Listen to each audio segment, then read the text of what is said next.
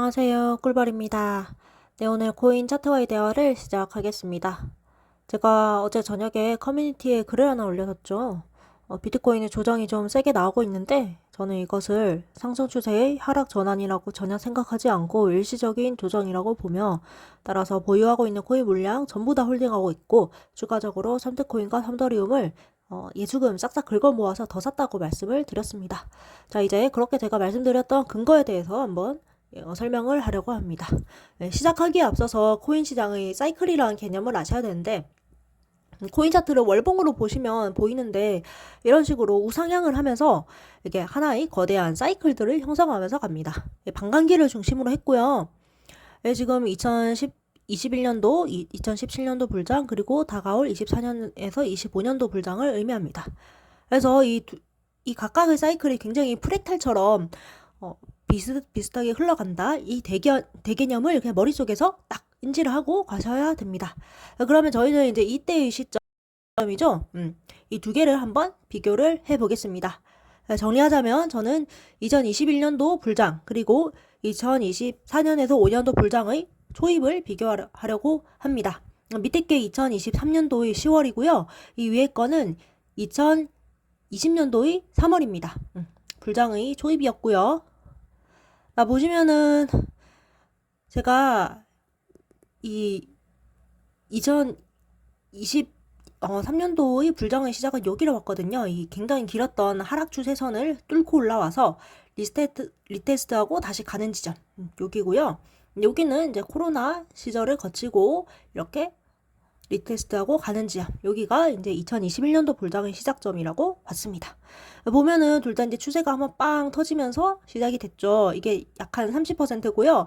얘도 30% 정도 됩니다. 그 다음에는 기간 조정을 이렇게 쭉 거쳤죠. 기간 조정을 거쳤고, 얘 같은 경우에도 이렇게 기간 조정을 거치면서 갔습니다. 그러다가 이렇게 추세가 또 터졌죠. 추세 쭉 이렇게. 얘도 이렇게 추세가 터졌습니다. 자, 그랬는데 어떻게 됐죠? 네, 조정이 왔죠. 조정이란 것은 하락장으로의 전환이 아닙니다, 여러분. 강세장에서의 조정은 그냥 더 멀리 가기 위해서 잠깐 도움닫기 하는 거라고 생각을 하시면 됩니다. 그래서 조정 같은 경우가 이제 보면은 위에 이 2000, 네, 한 대략 21% 정도 나왔고요. 이거 2020년도 불장이고요. 그리고 밑에의 경우에는 이게 최근의 불장인데 이때도 꽤 많이 나왔습니다. 대략 한 21%. 자, 그럼 조정을 거쳤다고 얘가 뭐 그 다음에 쭉 이렇게 하락했습니까? 아니죠. 상승했죠. 상승. 얘 같은 경우에도 조정을 거쳤는데 이게 이렇게 추세가 전환이 됐습니까? 아니죠. 상승했죠. 올랐잖아요. 이렇게 얘도 오르고. 그래서 이제 같은 지점을 한번 비교를 해보자 했을 때, 과거는 요렇게, 이거 보이시나요? 이거. 죄송해요. 이게 네, 여기. 네, 저희가 지금 여기 있죠. 네, 조금 간격을 늘려보겠습니다. 그동안 너무 많이 올랐기 때문에 이렇게 한번 개미 털고 가는 움직임은 있어야죠. 얘 같은 경우에 이렇게 한번 푹 꽂았다가 바로 살려주고 다시 한번 쭉 꽂고 올랐습니다. 얘도 푹 꽂았다가 바로 살려주고 다시 한번 이렇게 왔다 갔다 하고 있습니다. 그래서 뭐 떨어진 것도 거의 비슷해요. 과거 차트의 경우에도 대략 한 16% 정도 떨어졌다가 다시 살려주고, 그리고 이렇게 한 대략 2주 정도 되는 기간 동안에 12%를 왔다 갔다 했습니다. 자, 밑에 거를 한번 비교를 해볼까요? 이게 최근 불장이고요. 여기서도 한 15%, 16% 떨어졌다가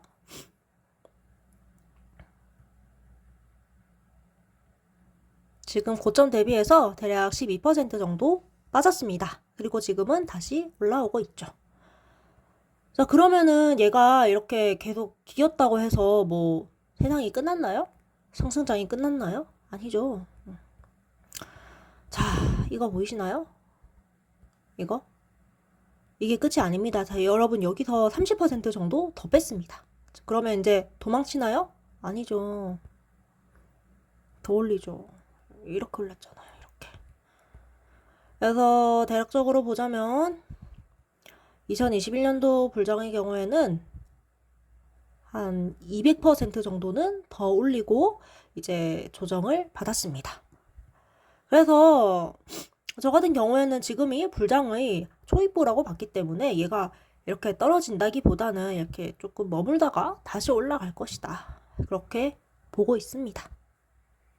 네, 과거 차트를 좀 더 꺼내보면요. 이 당시에 한 번 더 올렸을 때도요. 이 조정이 보세요. 30% 나왔잖아요. 저배율 한 3배수 롱만 쳐도 다 청산입니다. 그런데 보면은 더 올렸죠.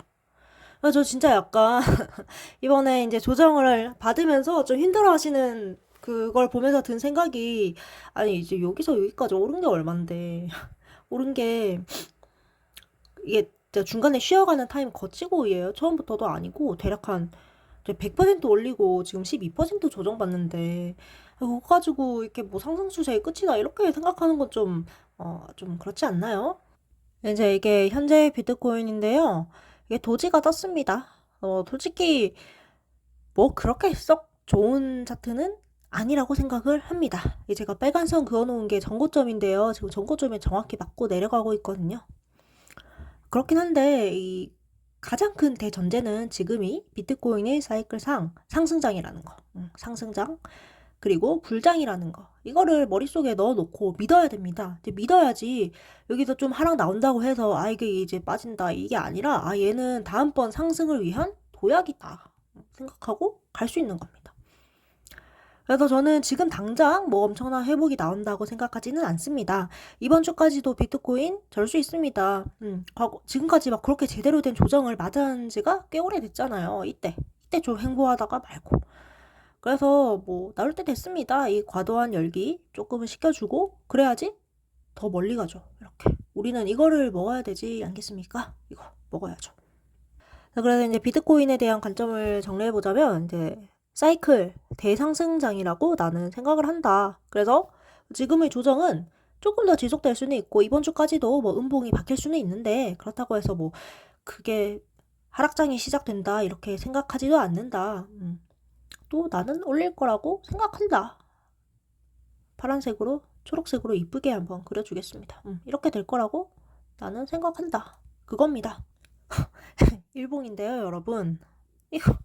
이거 조금 나온 것 가지고 좀 조정이라고 하면 좀 그렇죠. 네.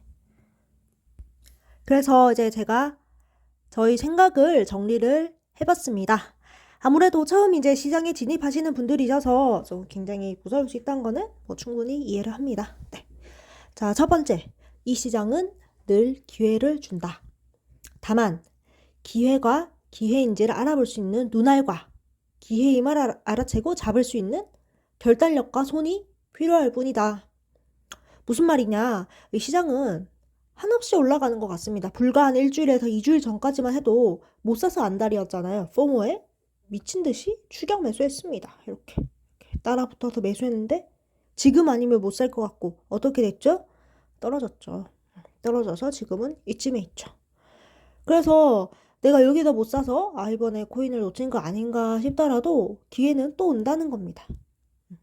알아챌 수 있는 결단력과 손. 그렇기 때문에 포모에 추격 매수하지 말자. 약조정에서 호들갑 떨면서 사고 팔고 하지 말고 여기서 사지 말고 여기서 잘 줍자. 기회임을 알아채고 줍자. 이게 첫 번째고요. 두 번째, 마음을 다스리는 것이 중요하다. 이 적어도 비트코인과 나스닥에서만큼은 흔들리는 것은 가격이 아닙니다. 흔들리는 것은 가격이 아니라 내 마음입니다.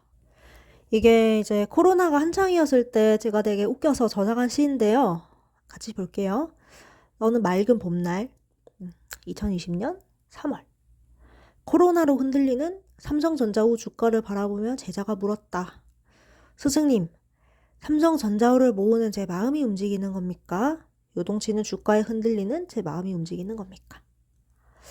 스승은 제자가 말한 삼전우의 주가는 보지도 않은 채 웃으며 말했다. 무릇 움직이는 것은 삼성전자우도 아니고 주가도 아니다. 너의 마음일 뿐이다.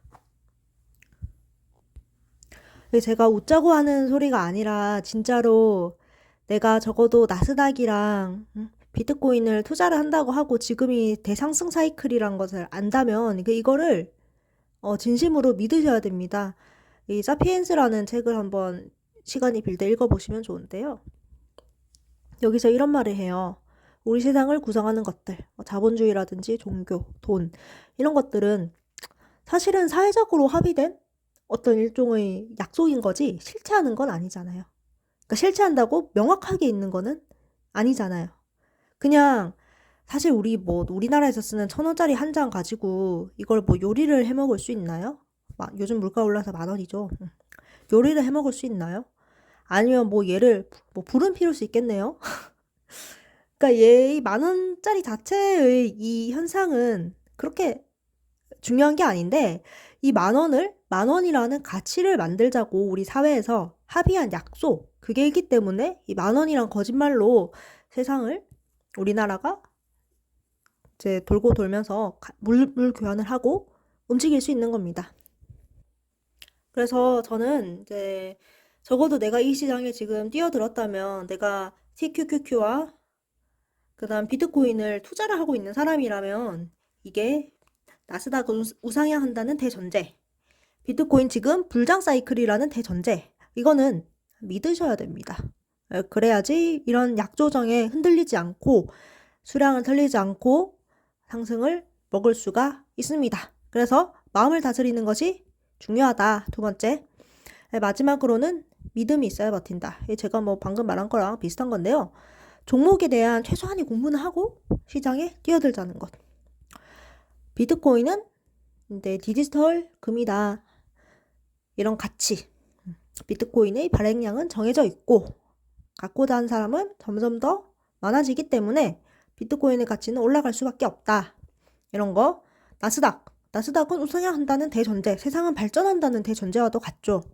세계 경제에서 미국의 위치, 달러, 기축통화의 위험 이런 거에 정도 최소한의 진짜 공부 정도는 하고 시장으로 뛰어들어야지 이렇게 흔들리는 장에서 잘 버틸 수 있다고 저는 생각을 합니다.